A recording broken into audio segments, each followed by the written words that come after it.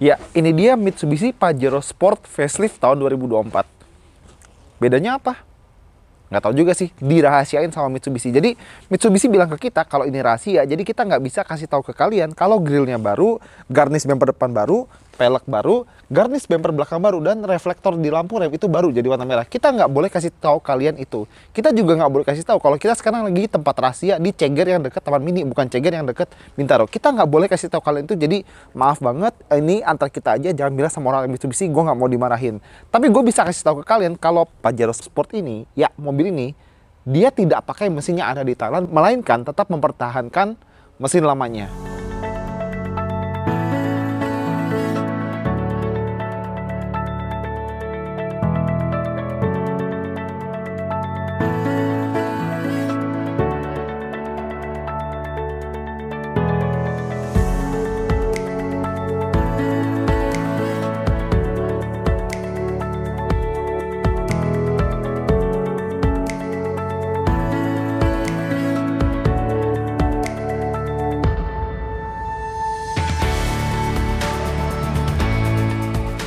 Ya, kayak yang gue bilang tadi, kalau misalnya Pajero Sport yang di Thailand, yang facelift itu dapat mesin baru, kita tetap dapat mesin lama. Tapi biarpun di sana dapat mesin baru, di Thailand, tapi jangan salah tangkap ya. Di sini kita dapat mesin lama, kenapa? Karena ada berbagai pertimbangan. Pertama, dia kalau si mesin baru itu, dia transmisinya jadi 6 speed, sementara yang ini tetap 8 speed. Kenapa kita mempertahankan transmisi 8 speed di Pajero Sport Facelift spek Indonesia? Alasan pertama, karena transmisi ini udah dikenal, jadi lebih reliable dan lebih banyak yang bisa ngurus kalau misalnya ada apa-apa. Kedua, karena giginya lebih banyak, ditarikan bawah bisa lebih kenceng, tarikan, mungkin bukan tarikan ya, kecepatan tinggi, dia bisa pakai gigi yang tinggi biar lebih irit juga. Dan untuk masalah efisiensi bahan bakar juga, sebenarnya ini juga sebuah mesin yang efisien. Dan ini juga powernya sebenarnya nggak beda jauh sama mesin baru. Ini 181 PS, yang baru 184. Cuma beda 3, ya masih oke lah ya. Kalau torsinya dia tetap 430 Nm. Dan ingat, ini adalah varian Dakar Ultimate 4x4.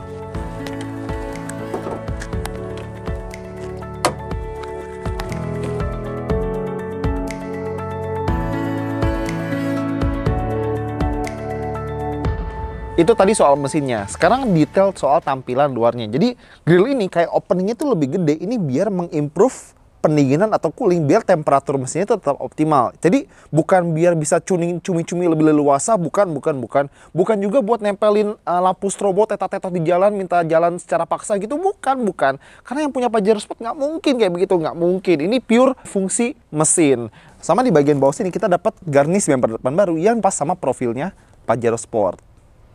Yang kalian lihat sekarang adalah Pajero Sport Dakar Ultimate 4WD alias 4x4, 4x4 ya. Makanya Mitsubishi ngangkat banget keunggulan off-roadnya. Misal, ground clearance 218 mm. Ini derajat approach itu sekitar 30 derajat. Departure angle di belakang itu sekitar 24 derajat. Jadi, udah lebih dari cukup buat menjalani atau mungkin melewati medan-medan yang sulit di Indonesia. Pelek baru, tapi ini nggak cuma buat varian Dakar atau Ultimate. Varian di bawahnya itu juga dapat pelek baru meskipun dengan finishing yang beda. Kalau Dakar sama Ultimate ini two-tone, kalau yang di bawahnya kayak Exit, GLS, dan macam-macam itu cuma single tone dengan desain yang relatif sama. Dan pastinya rem depan belakang cakram. Dan dia tetap dapat footstep, tapi ini bukan yang retract ya, dan wajar. Pajero Sport dari dulu juga begitu, jadi nggak terlalu masalah. Apalagi ground clearance-nya tetap 218 mm. Dan profil dari samping sini benar-benar familiar sebagaimana Pajero Sport yang kita kenal. Karena mungkin Mitsubishi punya konsep, kalau emang udah banyak yang suka, ngapain diutak-atik berlebihan? Tunggu aja generasi barunya. Nah, kalau di bagian belakang seperti gue bilang tadi, reflektor di sini jadi warna merah. Terus ada garnish bumper belakang yang baru, dan ini tetap dipertahankan ya. Jadi desain lampu LED di belakang ini yang kayak nangis gitu. Jadi gue inget banget dulu waktu mobil ini pertama kali meluncur di Indonesia, ini tuh kontroversial, dan Mitsubishi bilang ini adalah desain yang terinspirasi dari ayunan pedang seorang samurai. Ayunan pedang samurai meskipun yang punya pasti Sam Urat. Sama masih di belakang nih ya, dia punya power tailgate yaitu biasa, tapi di sini sekarang dia udah bisa pakai kick sensor yang lebih banyak sensornya. Bisa di kanan, bisa di kiri, jadi tinggal gini. Bisa langsung ngebuka. Dan nggak cuma buat buka doang ya, kita bisa tutup pakai tendangan kaki juga kayak begini nih. Nah, satu hal yang bikin gue penasaran adalah, misalnya ada orang di kanan kiri sama-sama nendang, mana yang didahuluin?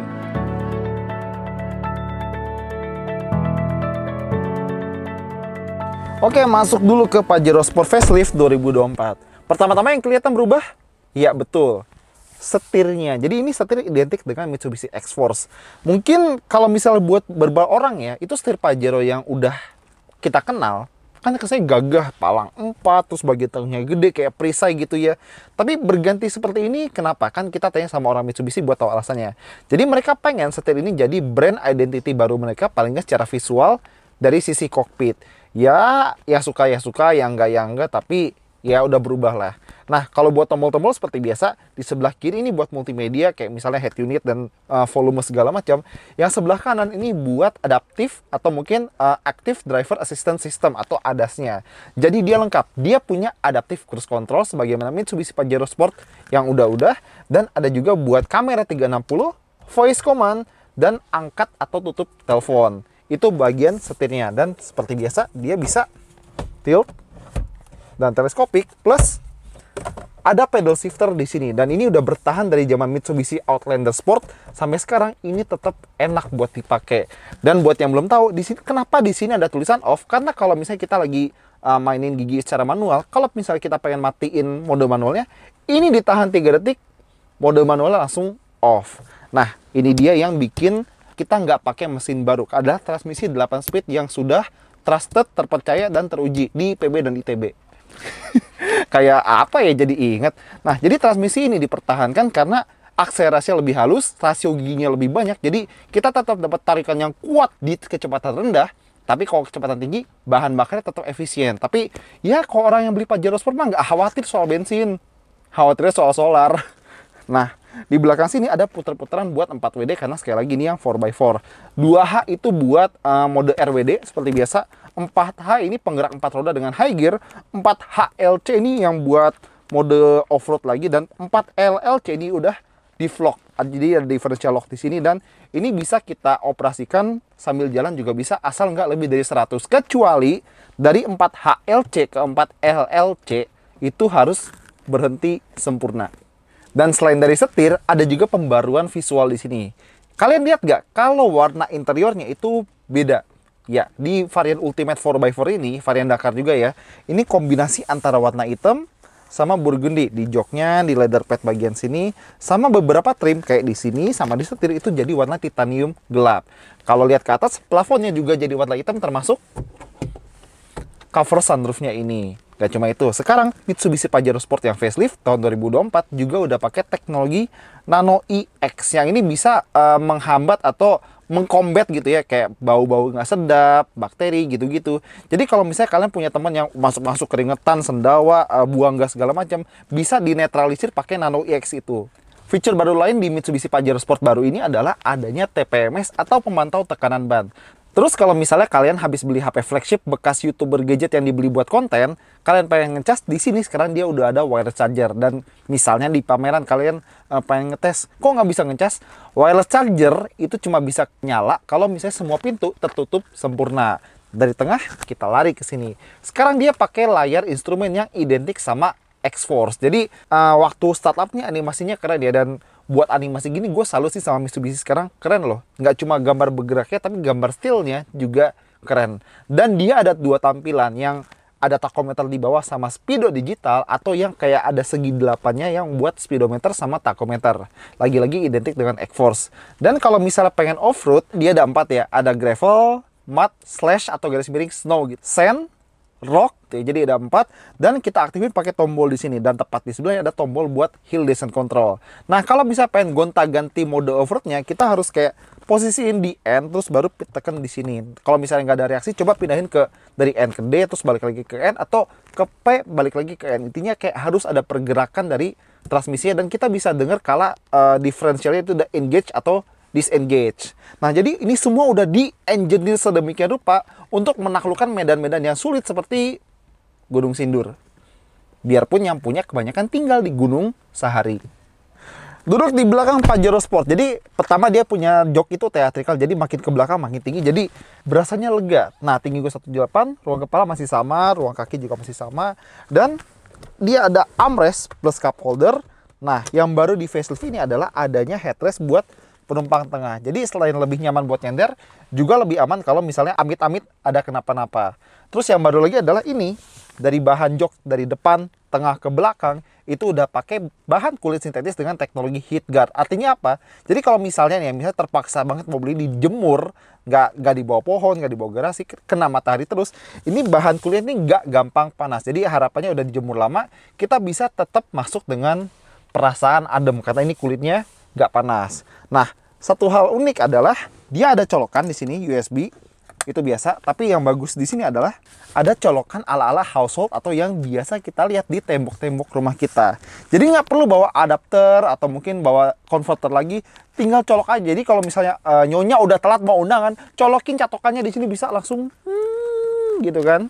Nah, di sini ada speaker, power window, dan bahan-bahannya juga masih sama kayak di depan. Jadi ada plastik piano black, ada juga kulit burgundy dan AC di tengah sini, plus lampu. Nah, ya unit yang kita naikin sekarang ini kan yang Ultimate 4WD 4x4, makanya dia ada sunroof. Tapi kalau bukan yang 4WD, yang 4x2, dia nggak ada sunroof, tapi diganti sama roof monitor di sini. Dan dia bisa kayak DVD, MP3, lain-lain. Bahkan kalau maunya, misalnya kalian punya konsol klasik, misalnya Sega gitu ya, kalian bisa colokin dan main di sini. Ya, tahu kan Sega? Tahu kan? Tahu Sega? Jangan lupa medical check up ya. Ya, facelift kedua ini mungkin bikin kalian bertanya-tanya, kenapa? Ya, mobil ini udah ganteng dari awal, jadi nggak perlu permak kosmetik aneh-aneh. Sekarang Mitsubishi fokus di kenyamanan sama bikin mobil ini lebih modern. Lebih modern berkat teknologi instrumen baru dan juga ada TPMS. Nah, bisa lebih nyaman juga berkat pelapis jok baru yang lebih tahan panas kalau amit-amit harus dijemur di tengah matahari.